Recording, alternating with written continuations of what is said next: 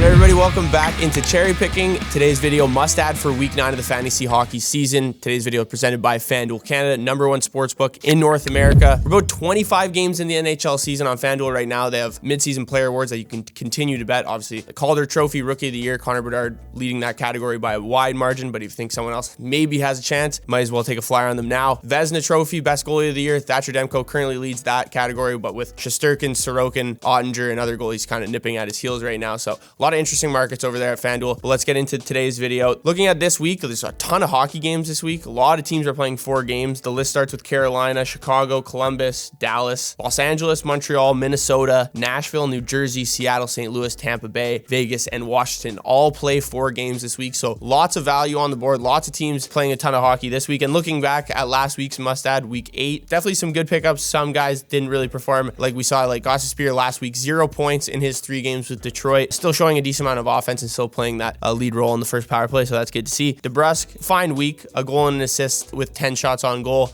so good to see. He's definitely getting a little bit more volume in the offensive end right now. Sam Bennett, I think he's a great pickup if he's still available on your waiver wire as well. He had 3 points, 2 goals last week, 11 shots on goal, along with 6 high danger scoring chances as well. Kurashev, tough week. He's going to be relatively inconsistent. It really depends on how he's feeding off of Connor Bedard. Last week, not a great week for the Blackhawks. Palmieri, 1 goal, 1 assist last week, and then Korchinski, kind of a flyer. It seems like Seth Jones is kind of back on that first power play role, so I don't really know if I'd keep him around, especially when Chicago's not a great team and not playing 4 games. Just 1 assist last week, along with 3 hits and 3 blocks. So let's get into must add week 9. All right, so the first guy we're picking up, definitely pretty high rostered, so definitely for those teams or guys who are in those 10 to 12 man leagues right now. But Tom Wilson is a great add for the week. On the season, 8 goals and 5 assists in 21 games played. Definitely had a slow start along with this Washington Capitals offense. But Washington now in a playoff spot right now, actually in the Metro, winning a lot of games, playing decently well. Charlie Lindgren's playing really well in net for them too. But Wilson had 4 goals last week, along with 9 hits too. I think that's the biggest thing about Tom Wilson. People forgot, considered he's been injured and not really relevant in fantasy hockey a lot in the past 2 years, I'd say. He acts like Andrei Svechnikov or even Ovechkin in the sense of like he'll gets a ton of hits in bangers leagues and then also can score a ton of goals playing that power forward role almost to a T. He was also second in expected goals for last week amongst the NHL, so that's obviously a good number to see. He's creating a lot of offense for this Capitals team, playing about 18 plus minutes per game, which is close to his career high. Good to see he's pretty much fully back from this injury at this point. And then 4 games this week, 2 of those matchups being against Arizona and Chicago, 2 teams that are bottom 5 in the NHL when it comes to scoring chances allowed per game. So I think Tom Wilson, great add if he's available in your league. Another add for this week, Casey Mittlestadt on the Buffalo Sabres, 32% rostered in fantasy hockey Yahoo leagues. I think he's a great pickup this week. Looking at what his role has become on this Buffalo Sabres team so far over the past 2 to 3 weeks, honestly, since Tage Thompson has gone down, it's really elevated and he's taken the most opportunity that he's gotten away with at this point. Top 20 in expected goals for last week amongst the NHL. Looking at his last 7 games, tied for the team lead in points with Dahlin, 2 goals and 6 assists, now playing on that top line right now, playing on the first power play. I think a lot of people thought it was going to be Dylan Cousins, who's going to be kind of overproduced now with Tage Thompson out, but it seems like it's actually going to be Casey Mittlestadt. You know, a lot of people have talked about him being a bust, waiting for him to get going. It seems like this year is probably his best start to the season, or to any NHL season by far. 5 goals and 16 assists at this point, and his role is just increasing at this point. Don Granato's certainly starting to trust him more than Cousins right now. I think Cousins maybe just a little bit young, but it seems like Casey Mittlestadt stepping into this role really well, so definitely try to get Casey Mittlestadt if it's not too late. All right, so one of my favorite pickups this week, because I think he comes into the week very underrated, but you have a Seattle team that plays 4 games, some decent matchups in those 4 games, and a player in Jordan Eberle that might not be scoring a lot right now, but I think he's right on the cusp of kind of breaking out for this season. Just 3 goals and 9 assists so far in the year, so 12 points. But last week, 16th in the NHL in expected goals for, created 10 high danger scoring chances that week too. Had a good chunk of the shot attempt share in terms of Corsi for percentage, but he only had 1 assist last week. Over the last 4 games played too, he's playing the most minutes out of any forward, playing on that top line with Beniers and Jared McCann. And then Seattle this week, they play Montreal team that's allowing the 4th most high danger scoring chances per game this season. Eberle leads the team in that category over the last 5 games played. The Devils allowing the 4th most high danger goals against over the last, or for the season, averaging over 2 per game. Again, bodes well for Eberle at this point. Tampa Bay, they play this week later on, closer to the weekend, allowing their opponents to score at least 3 goals per game in 7 of the last 8. And then Minnesota, their goaltending has just been really shitty this year. super inconsistent. Bottom 5 save percentage. So a lot of good matchups for Seattle this week, and I think Jordan Eberle can definitely be a guy who could take advantage of some of these matchups, being one of the more experienced players and starting to play a lot of minutes. You see his offensive numbers there. I think he'll start to score and have a really good week this week, so definitely try to add Jordan Eberle. So the first defenseman we're going to be looking to add this week is Torey Krug on the St. Louis Blues. 28% rostered, 10 points on the season. In my mind, it's crazy to see that he's still less than 30%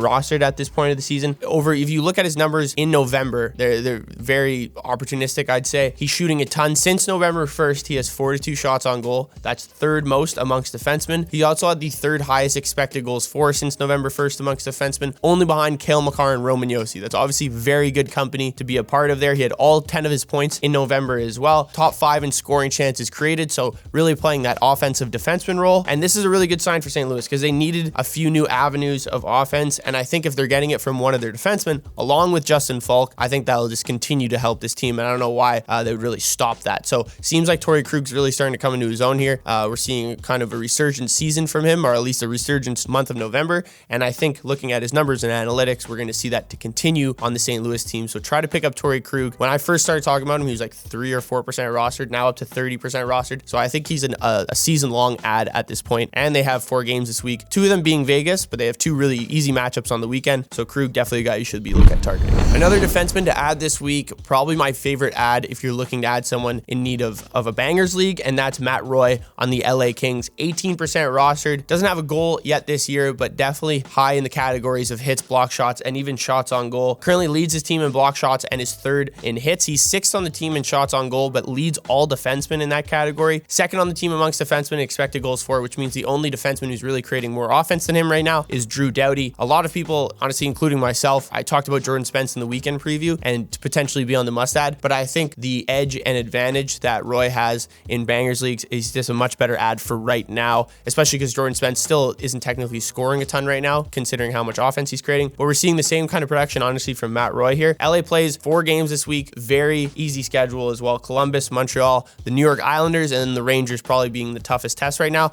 but they've been a little bit leaky defensively and even in net as well, as we've seen Jonathan Quick get some of those starts, so maybe get lucky there as well. But Matt Roy, definitely a guy I'd be looking to add this week. Even looking on the offensive side of things for LA, considering they have such an easy schedule, Arthur Kaliev could also be an ad if you're looking for a forward to add and spot start, just looking for a guy on the LA Kings in general. I think that's a good play there. All right, so the biggest sleeper ad of the week, I'd say, is Tyson Foerster on the Philadelphia Flyers. He's 1% rostered, has that center and right wing duality right now. 23 games played this year, only 8 points, but if you look at his last week, he's been absolutely killing it. 5 points, 3 goals in his last 3 games. One thing that Tortorella has done throughout the beginning of this season with his young guys is he just rides the hot hand, and it's clear that he's doing that with Foerster at this point. 2 of his last 5 games, he's played 20 plus minutes, and if you look at his last 5 or 7 games, really, he's consistently playing 18 minutes. Playing on that top line with Sean Couturier and Travis Konechny. Konechny's also been unreal this season as well, scoring a ton of goals, and his production on the power play is honestly worth mentioning as well, as he plays on the point on that first power play with Cam York, Couturier, Konechny as well. So obviously has built a ton of chemistry with those guys, and Tortorella as he's continuing to play this young guy on the first line, and he's starting to prove his worth, as I mentioned, with 3 goals and 5 points